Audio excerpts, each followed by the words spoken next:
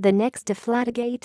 With Ezekiel Elliott, NFL stands to lose more than it wins. The NFL lost another battle in a war that, in the long run, it always wins. But oh, those losses. Over and over and over again. And bigger chunks of its credibility knocked away each time. A federal judge Friday mercilessly trashed the NFL's investigative process in granting Ezekiel Elliott a preliminary injunction in his fight to overturn his suspension. Terms like unique and egregious and breach of the CBA signals that the NFL overstepped its bounds and abused its power in the eyes of the court. Elliott, it was ruled, did not get a fundamentally fair hearing. Again, punches were not pulled. U.S. District Court Judge Amos Mazzant came down on Roger Goodell the way Richard Berman lit him up when Tom Brady appealed his Deflategate suspension 2 years ago. Goodell was taken to the woodshed by various entities, in court and in arbitration, over the handling of Ray Rice, Adrian Peterson, Brady and now Elliott. The Players Association keeps calling the league out on violation after violation of their own collectively bargained disciplinary procedures. Once again, what the player is actually accused of, in this case, domestic violence, is crowded out by what continues to be ruled as a trampling of the player's rights. Each time it happens, it drags the country's favorite sport another foot deeper into the tar pit. The fact that Elliott's case is a linear descendant of the Rice case from 3 years ago reminds everybody that the dirt from that Rice case hasn't been washed off yet.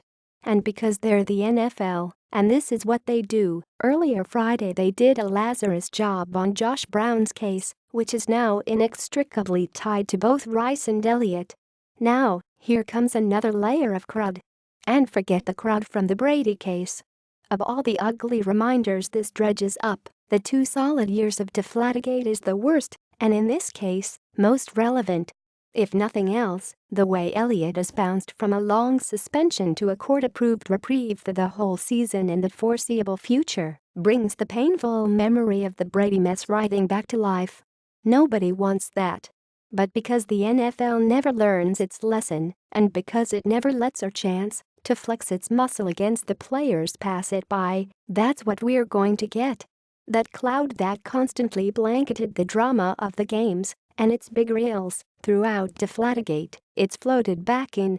Yet there's a reason why the NFL is all right with it and why it never learns its lesson. When all is said and done and every possible motion and appeal has been filed, the NFL wins.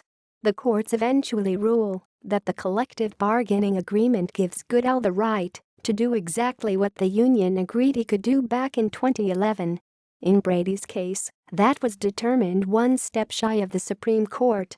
Right on schedule, the NFL hinted at that in its reaction to Friday's injunction. We will review the decision in greater detail and discuss next steps with counsel, both in the District Court and Federal Court of Appeals.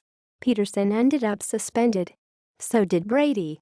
Rice won in arbitration, but he never played another game. Someday, if precedent holds, Elliott will have to serve his time. No one knows when it will happen. Just no time soon. But along the way, the shield gets coated with a fresh coat of tarnish. The NFL celebrates a win, then wonders why everyone except them looks at it like a loss.